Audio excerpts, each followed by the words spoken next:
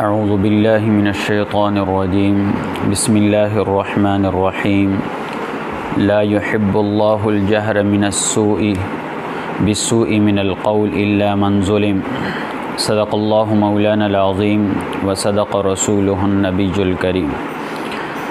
आज बिफ़ज़लिल्लाह छठे पारे के ख़ुलासे का आगाज़ कर रहे हैं। छठा पारा है, इसके शुरू में जो आयत है तो इस आयत में बुरी बात के इज़हार को पसंद नहीं किया गया। हाँ, जो मज़लूम है कि वो बुराई बयान कर सकता है। तो गीबत वैसे तो इस्लाम में मना है, गीबत करना ये गुनाह कबीरा है, बड़ी सख्त सज़ाई है। लेकिन चंद मामलात ऐसे हैं कि वहाँ पे किसी की बुराई करना वो गीबत शुमार नहीं होता। नबी सल्लल्लाहु अलैहि वसल्लम से पूछा गया कि गीबत कहते किसको हैं, तो आप सल्लल्लाहु अलैहि वसल्लम ने फरमाया कि आपका अपने भाई के बारे में इस तरह गुफ्तगू करना कि जो उसे बुरी लगे।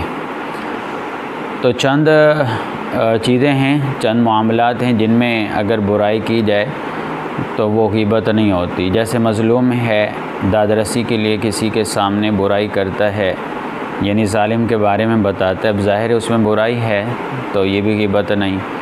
अगर कोई मसला पूछना है, फ़तवा पूछना है, वहाँ अगर किसी की बुराई बयान करनी पड़ जाए तो भी कोई मसला नहीं। या कोई आपसे राय मशवरा लेता है रिश्ते के बारे में या और मामलात के बारे में, तो अगर ज़ाहिर है कि मशवरा जिससे लिया जाए वो खैर ख़्वाह होता है, तो ज़ाहिर वहाँ अगर किसी की बुराई बयान करनी पड़ जाए तो ये गीबत में शुमार नहीं होगी।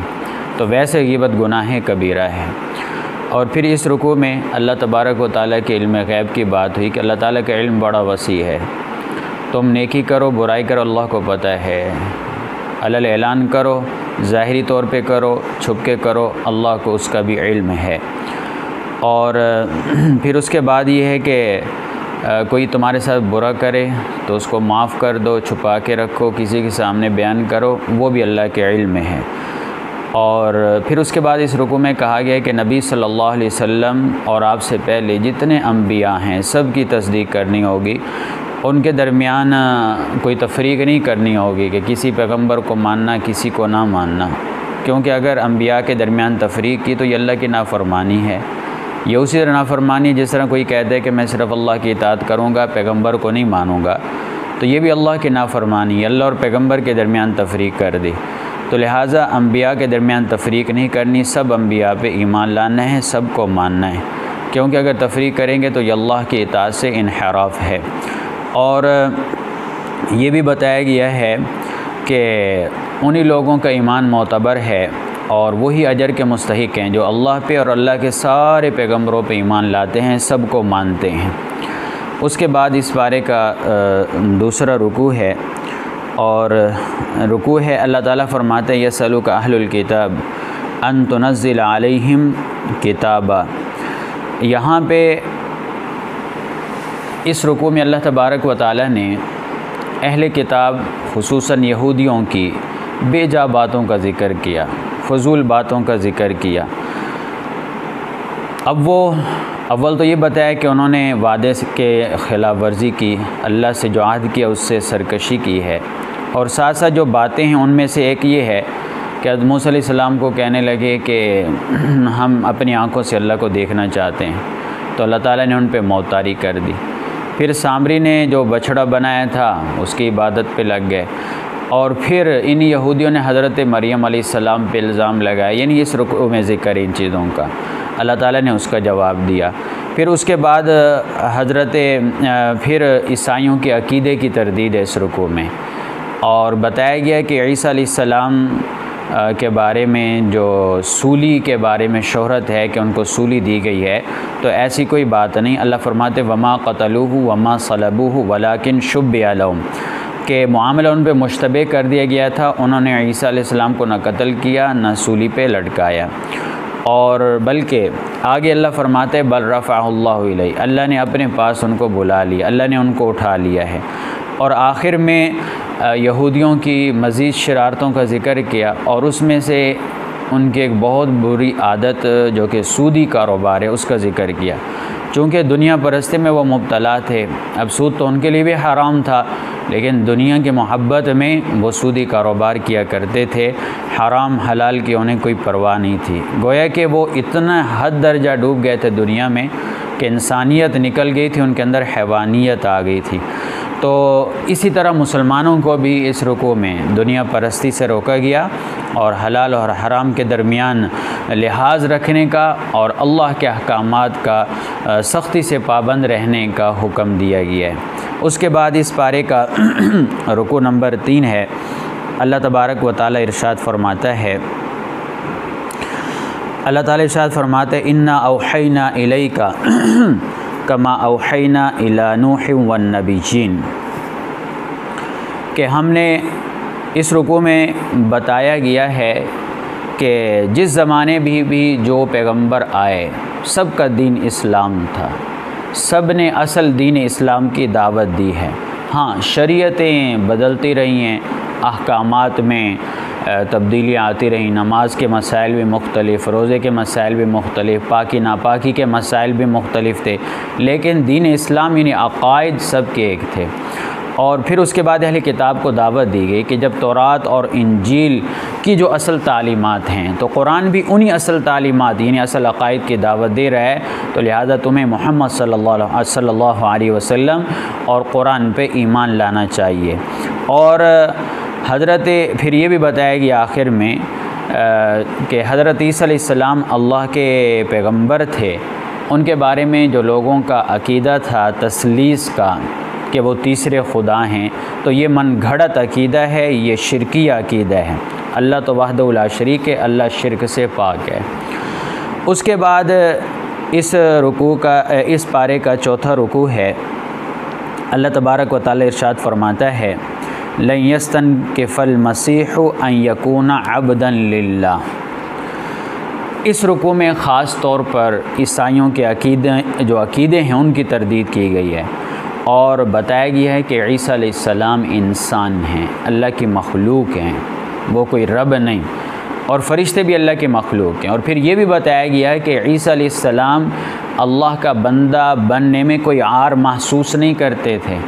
इसी तरह फ़रिश्ते भी अल्लाह के मखलूक कहलाने में कोई आर महसूस नहीं करते थे। और फिर ये भी बतलाया कि सब ने अल्लाह के पास हाज़िर होना है, तो उस वक़्त जो ईमान वाले हैं, नेक अमल करने वाले हैं, तो वही कामयाब होंगे, और जो अल्लाह ताला की इबादत को अपने लिए आर समझते हैं, उनके लिए वहाँ पे दर्दनाक अज़ाब होगा। फिर उसके बाद इस रुकू में कुरान को नूर से ताबीर किया गया कि अल्लाह ताला ने ये नूर उतारा है जिससे जहालत और कुफ्र की तारीकियाँ सब ख़त्म हो गई हैं, और नबी सल्लल्लाहु अलैहि वसल्लम की नबूवत आम्मा पे भी रोशनी पड़ती है कि आप सल्लल्लाहु अलैहि वसल्लम तमाम आलम के लिए, तमाम इंसानियत के लिए, बल्कि तमाम मखलूक़ात के लिए पैगंबर बनाकर भेजे गए, लिहाजा उन पर ईमान लाए बगैर निजात मुमकिन नहीं। फिर आखिर में कलाला वो आदमी जो मर जाते हैं जिसके औलाद उसूल फ़ुरू नहीं है, माँ बाप औलाद वग़ैरह, उसकी विरासत का ज़िक्र ये शुरू में भी आ चुका है, तो उसकी विरासत का ज़िक्र है। उसके बाद सूरह माइदा है, यहाँ पे ये सूरह निसा ख़त्म होती है, उसकी तकमील होती है, तो आगे सूरह माइदा है। सूरह माइदा ये मदनी सूरत है। माइदा का माने दस्तरखान, चूँकि 15 रुकू में माइदा का ज़िक्र आता है, उसी मुनासिबत से इस सूरत का नाम सूरह माइदा है। सुलह हुदैबिया के बाद 6 हिजरी के अवाखिर में या 7 हिजरी के शुरू में ये सूरत नाजिल हुई, और इस सूरत के 3 बड़े मज़ामीन हैं, अहम मज़ामीन। पहला ये है कि मुसलमानों की जो मज़हबी, तमद्दुनी और सियासी ज़िंदगी है उससे मुताल्लिक़ अहकामात दिए गए, और दूसरा मज़मून मुसलमानों को नसीहत है कि तुम अब एक हुक्मरान कौम बन चुके हो। चूँकि हिजरत की मुसलमानों ने हुकूमत कायम हुई, तो लिहाजा अब सख्त आजमाइश के दौर में तुमने कदम रखा है, तो अच्छे तरीके से इस आजमाइश से निकलना है। और तीसरा मज़मून है यहूदियों और ईसाइयों को नसीहत, चूँकि यहूदियों का ज़ोर टूट चुका था और शुमाली अरब के तकरीबन सारी यहूदी बस्तियां मुसलमानों के कब्ज़े में आ गई थीं। तो इस मौके पे उनको एक बार फिर दावत हक़ दी गई है और उनके गलत रवैये पे उन्हें तंबीह की गई है। तो ये 3 बड़े अहम मज़ामीन हैं सूरह माइदा के। तो सूरह माइदा का आगाज़ हो रहा है, इसका पहला रुकू है और पारे का 5वां रुकू है। अल्लाह तबारक व तआला इरशाद फरमाता है, या अय्युहल्लज़ीना आमनू औफ़ू बिलउक़ूदी उहिल्लत लकुम बहीमतुल अनआम। इस रुकू में ये बड़ा अहम रुकू है, इसमें कई मसाइल का हिल्लत और हुर्मत का भी ज़िक्र है। सबसे पहले अल्लाह कहता है, अल्लाह फरमाते औफ़ू बिलउक़ूद कि तुम अपने मुआहदों को पूरा करो। अगर जुज़ी एतबार से लिया जाए तो फिर तो ख़ास किस्म के मुआहदे हैं, लेकिन हज़रत इब्न अब्बास रज़ियल्लाहु अन्हुमा फरमाते हैं कि यहाँ शरीयत का मुआहदा मुराद है कि बंदे ने अल्लाह से जो मुआहदा किया कि अल्लाह की दी हुई शरीयत पे अमल करेगा, तो गोया कि यहाँ अल्लाह ताला हुक्म दे रहा है कि ईमान वालो अल्लाह के अहकामात पे अमल करो, अल्लाह की शरीयत पे अमल करो जो तुमने मुआहदा किया है। फिर उसके बाद हलाल और हराम खानों का ज़िक्र है। तो यहाँ पे बताया कि चौपाए तुम्हारे लिए हलाल हैं, जैसे बैल, ऊँट, गाय, भैंस, बकरी वगैरह, ये जो पालतू जानवर हैं। और ये भी बताया कि जो एहराम की हालत में होते उसके लिए शिकार नाजायज़ है। फिर हराम चीज़ें बतलाईं, तो हराम में से बताया कि मुर्दार हराम है और खून हराम है। हुर्रिमत अलैकुमुल मैता वद्दम वलहमुल खिंज़ीर, और खिंज़ीर का गोश्त हराम है 3। और 4 वमा उहिल्ला बिग़ैरिल्लाह, जो गैरुल्लाह के नाम पे ज़बह किया जाए, गैरुल्लाह के नाम पे, ये हराम है। आगे फरमाया 4 हो गए। आगे फरमाया अलमुनख़निक़ा, वो जानवर जिसका गला घोंट के मारा जाए यानी ज़बह न किया जाए, वो भी हराम है। वलमौक़ूज़ा, जिसको चोट लगा के, ज़रब लगा के मारा जाए। इसी से मसला वाज़ेह होता है आजकल उमूमन शिकार में कि ये जो गोली का शिकार है और जो छर्रे का शिकार है, चूँकि उसमें चोट से जानवर मरता है, ये हराम है। ज़बह करना ज़रूरी है, ज़बह किए बगैर वो जानवर हराम होगा। आगे फरमाया अलमुतरद्दिया, जो पहाड़ से गिर कर या ऊंची जगह से गिर के मर जाए, वो जानवर हराम है। और आगे फरमाया अन्नतीहा, यानी जो आपस में लड़ाई हुई और एक दूसरे के साथ लड़े, सींग लगने से मर गया, वो भी हराम है। और फरमाया कि जो बुतों के नाम पे जानवर छोड़े जाते हैं, वो भी हराम है। अब ये जो हैं, जो पहाड़ से गिर गया, जिसको चोट लग गई, आपस में लड़े, अगर तो मरने से पहले पहले इनको ज़बह कर लिया गया, फिर तो ये हलाल हो गए। लेकिन ज़बह नहीं किया तो फिर उसके बाद जो है ना, ये हराम है, ज़बह के बगैर ये हराम है। उसके बाद इसी रुकू में फिर शिकार का ज़िक्र है। शिकार कुत्तों के ज़रिए या जो बाज़ वगैरह हैं, तो वहाँ बताया गया कि तालीम शर्त है। तालीम शर्त है, सिखाए हुए कुत्ते हों, सिखाए हुए बाज़ हों, और जब शिकार पे छोड़ा जाए तो बिस्मिल्लाह पढ़ के छोड़ा जाए, और वो तुम्हारे लिए शिकार करके लाएं। तो इसी दौरान ज़ख्मी हो जाएं और आने से पहले मर जाएं तो वो हलाल है। अगर ज़िंदा आ गए तो फिर ज़बह करना ज़रूरी है। और उसके बाद फिर आखिर में इसी रुकू में औरतों के साथ हुस्न सलूक की तालीम दी गई और नाजायज़ ताल्लुकात से मना किया गया, और कहा गया कि मर्द और औरत का ताल्लुक़ सिर्फ़ निकाह के ज़रिए जायज़ है, बाकी छुपी दोस्ती, ज़ाहिरी आशनाई, ये सब ममनू हैं। और फिर इस्लाम के आखिरी मज़हब होने का ऐलान किया गया और अल्लाह ने इसको अपनी नेमत करार दिया। अल-यौम अकमलतु अलैकुम निअमती वरज़ीतु वअतममतु अलैकुम अल-यौम अकमलतु लकुम दीनकुम वअतममतु अलैकुम निअमती वरज़ीतु लकुमुल इस्लाम दीना। तो अल्लाह ने कहा, मैंने तुम्हारे लिए इस्लाम को बतौर दीन के पसंद किया है। उसके बाद इस पारे का रुकू नंबर 6 है। अल्लाह तबारक व तआला इरशाद फरमाता है, या अय्युहल्लज़ीना आमनू इज़ा क़ुमतुम इलस्सलात फ़ग़सिलू वुजूहकुम व अयदियकुम इलल मराफ़िक़। इस रुकू में सबसे पहले वज़ू का तरीका बताया गया, 4 फ़र्ज़ बताए गए कि चेहरे का धोना और हाथों का कोहनियों तक धोना और सरों का मसा करना है और पाँव का धोना है। उसके बाद तयम्मुम के मसाइल बताए गए, वो पीछे भी गुज़रे थे कि अगर कोई बीमार है या किसी को पानी नहीं मिलता तो वो पाकी के लिए तयम्मुम करे। और उसके बाद इस रुकू में उम्मत मुस्लिमा का एक अहम फ़रीज़ा सच्ची गवाही देना, उसका हुक्म दिया गया है। अदल व इंसाफ का हुक्म दिया गया है और तवक्कुल का हुक्म दिया गया है। उसके बाद रुकू नंबर 7 है। अल्लाह तबारक व तआला इरशाद फरमाता है, वलक़द अख़ज़ल्लाहु मीसाक़ बनी इसराईल व बअसना मिनहुम। इसमें उन सिफ़ात और शराइत का ज़िक्र है जिनसे अल्लाह की रज़ा हासिल होती है।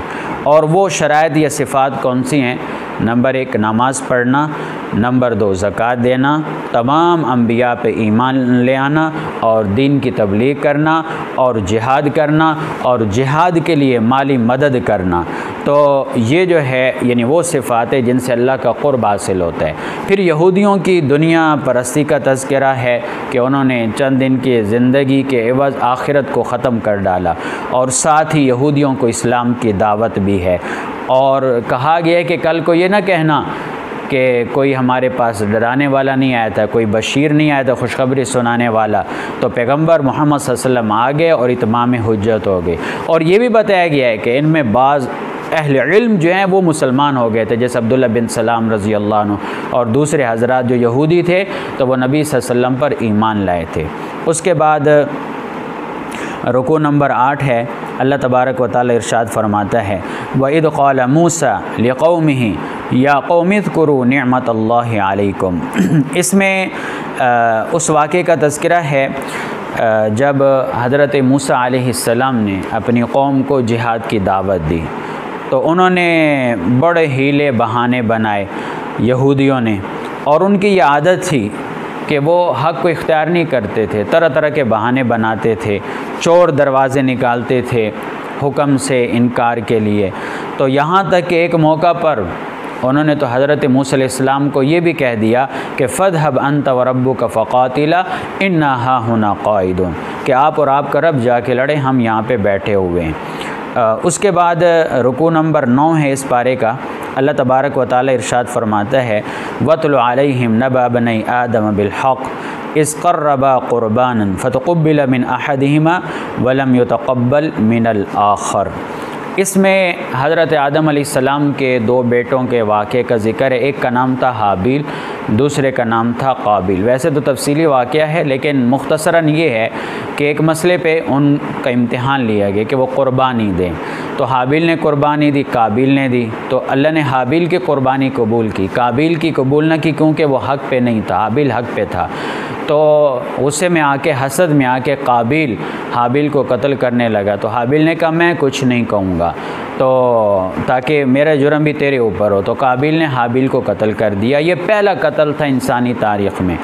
अब ये कत्ल था तो अब क्या करें, मकतूल हो गया, भाई कत्ल हो गया, परेशान था। अल्लाह ने कौवा भेजा, कौवे ने ज़मीन कुरेद दी और बताया कि कैसे मैयत को दफन करना है, तो उसने दफन किया। तो ये वाक़या बयान करने का मकसद ये है कि अगर कोई आदमी, यानी ये हमें बताया जा रहा है कि अगर कोई आदमी गलत बात की बुनियाद रखेगा तो क़यामत तक उसको वो गुनाह मिलता रहेगा, यानी लोग वो गलती जो भी करेंगे वो गुनाह मिलता रहेगा। अब जो भी कत्ल है तो करने वाले को भी गुनाह मिलता है, लेकिन साथ काबिल को भी वो गुनाह मिलता है। इसी तरह जो अच्छे काम की बुनियाद रखेगा तो उस अच्छाई पे जो लोग अमल करेंगे तो क़यामत तक उस अच्छाई की नेकी उस बंदे को मिलती रहेगी।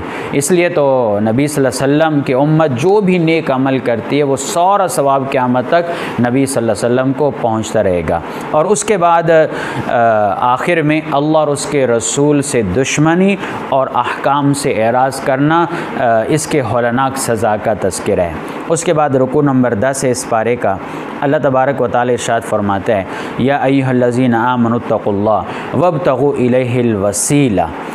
इस रुकू में इस्लाम के हाकिमाना इक़्तिदार को बतलाया गया है और जिहाद की तलकीन की गई है। यहाँ पे वसीले का लफ्ज़ आया। वसीला कहते हैं ज़रिया, असल मांगना अल्लाह से होता है।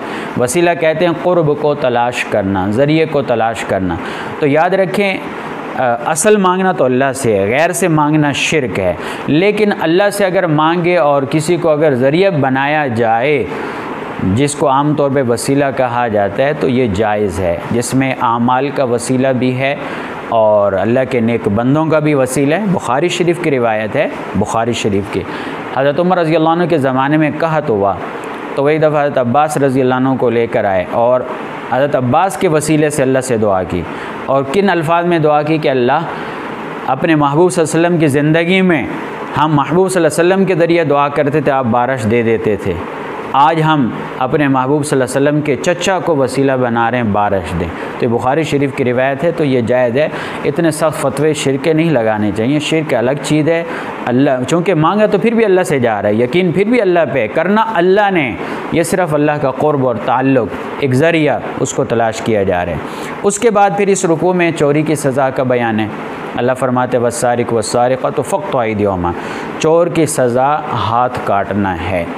आज इस्लामी हुदूद की बड़ी बरक़ात होती हैं। हदीस में आते नबी सल्लल्लाहु अलैहि वसल्लम ने फरमाया है कि अगर एक जगह 40 दिन रहमत की बारिश होती रहे, रहमत की बारिश, तो इतनी बरकत नहीं होगी अगर अल्लाह के हुदूद में से एक हद उस इलाके, मुल्क या शहर में नाफिज की जाए जितनी उसकी बरकत होगी। तो यह हद का यहाँ पे ज़िक्र है। फिर उसके बाद इस रुकू में अहले किताब की शरारतों का ज़िक्र है, उनकी गुमराहियों का ज़िक्र है। और ये ज़िक्र क्यों हो रहा है अहले किताब का, उनकी शरारतों का, खुसूसन बनी इसराइल यहूदियों का ज़िक्र क्यों हो रहा है? ये मुसलमानों को बावर कराना है, उनको ख़बरदार करने के लिए कि कहीं नबी सल्लल्लाहु अलैहि वसल्लम की उम्मत अहले किताब जैसी सरगर्मियों में मुब्तला ना हो जाए। जिस तरह वो लोग ज़लील ख्वार हुए, तबाह हुए, इस तरह नबी सल्लल्लाहु अलैहि वसल्लम की उम्मत भी तबाह हो जाएगी। उसके बाद रुकू नंबर 11 इस पारे का, अल्लाह तबारक व तआला इरशाद फरमाता है इन्ना अंज़लना तौरात फ़ीहा हुदम व नूर यहकुमु बिहन नबिय्युन। इस रुकू में तौरात का तज़किरा करते हुए बताया गया कि तौरात में भी अल्लाह के दीन को कायम करने की हिदायत थी और क़ुरआन में भी वही हिदायत है। तो लिहाजा अल्लाह के दीन को कायम करना मुसलमानों का अव्वलीन फ़रीज़ा है। और अल्लाह के अहकामात के मुताबिक जो फ़ैसला नहीं करते ना, वो कुफ़र के तरीके पर हैं, वो काफ़रों के तरीके पर हैं। कितना सख्त जुमला है कि अल्लाह के अहकामात के मुताबिक हम अपने फ़ैसले करें, अपने अदालती निज़ाम को तब्दील करें। जो हमारा अंग्रेज़ों का अदालती निज़ाम है, ये नहीं, इस्लामी अदालती निज़ाम होना चाहिए, क्योंकि यहाँ कुफ़र करार दिया। ये इतना बड़ा जुर्म है अल्लाह के फ़ैसलों से हट के अपने फ़ैसले करना। और फिर उसके बाद किसास का ज़िक्र है कि आँख फोड़ी बदले में आँख फोड़ी जाएगी, कान के बदले कान काटा जाएगा, दांत तोड़ा जाएगा बदले में किसासन। फिर ज़ख्मों के किसास के बारे में इस रुकू में बयान किया गया है। आगे रुकू नंबर 12 है। अल्लाह तबारक व तआला इरशाद फरमाता है या अय्युहल्लज़ीना आमनू ला तत्तखिदुल यहूद वन नसारा औलिया। इस रुकू में यहूद व नसारा से दोस्ती रखने से मना किया गया है और इसकी वजह ये बतलाई है कि सोहबत का तो अपना असर होता ही है, लेकिन ये कि उसकी वजह से तुम उन्हीं की तरह ना बन जाओ। वैसे उनकी ख़राबियाँ तो अपनी ख़राबियाँ हैं, लेकिन दोस्ती रखने से उन्हीं तरह ना हो जाओ। फिर उसके बाद इर्तिदाद की मज़म्मत बयान की गई है। उसके बाद रुकू नंबर 13 है। अल्लाह तबारक व तआला इरशाद फरमाता है या अय्युहल्लज़ीना आमनू ला तत्तखिदुल्लज़ीना इत्तखज़ू दीनकुम हुज़ुवा। इस रुकू में उन लोगों से दोस्ताना ताल्लुकात रखने से मना किया गया जो दीन का मज़ा उड़ाते हैं, जो दीन का मज़ा उड़ाते हैं। और फिर इस रुकू में जो कुरान से सरकशी करने वाले उनको भी सख्त तंबीह की गई है। और साथ ही इस रुकू में जो अहले किताब के उलमा मशाइख थे उनके कुर्तूतों को भी बयान किया गया कि वो हराम खाया करते थे और दुनिया परस्ती में वो मुब्तला थे। उसके बाद रुकू नंबर 14 है। अल्लाह तबारक व तआला इरशाद फरमाता है या अय्युहर रसूल बल्लिग़ मा उन्ज़िला इलैका मिन रब्बिक। इस रुकू में नबी सल्लल्लाहु अलैहि वसल्लम को तबलीग की दावत का हुक्म दिया गया और फिर ईसाइयों के अक़ीदे का रद्द भी है जो उनका मुशरिकाना अक़ीदा था। और हज़रत ईसा अलैहिस्सलाम की असल हैसियत बताई गई है, मनसब बताया गया है।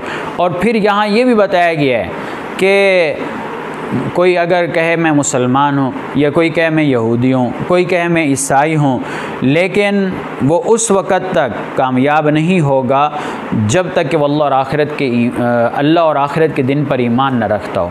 मतलब है कि नाम से कुछ नहीं बनेगा, असल इत्तिबा, असल अक़ीदा ईमान और नेक आमाल, तो ये करेगा वही कामयाब होगा। उसके बाद रुकू नंबर 15 है इसी पारे का। अल्लाह तबारक व तआला इरशाद फरमाता है लुइनल्लज़ीना कफ़रू मिन बनी इसराईल अला लिसानी दाऊद। इस रुकू में फिर दोबारा यहूदियों और ईसाइयों की खसलतों का बयान चल रहा है, यानी उनके खसलतों के बयान का सिलसिला, और साथ ही अहले किताब की गुमराही का सबसे बड़ा सबब बताया है कि वो सोसाइटी में गुनाह होते रहते थे लेकिन उसे रोकने वाला कोई नहीं था, और अमर बिल मारूफ नाही अनिल मुनकर से गफलत ये सोसाइटी को हलाकत से दोचार करती है। मतलब क्या है कि अमर बिल मारूफ और नाही अनिल मुनकर का फ़रीज़ा ऐसा है कि जिससे सोसाइटी बच सकती है। गुनाह तो और भी करते हैं, लेकिन ख़ास तौर पे यहूद व नसारा गुनाह करते थे लेकिन रोकने वाला नहीं होता था। यहाँ पे बिहम्दिल्लाह छठे पारे का ख़ुलासा मुकम्मल हुआ है। अल्लाह तबारक व तआला समझ अमल की तौफ़ीक़ अता फ़रमाए। व मा अलैना इल्लल बलागुल मुबीन।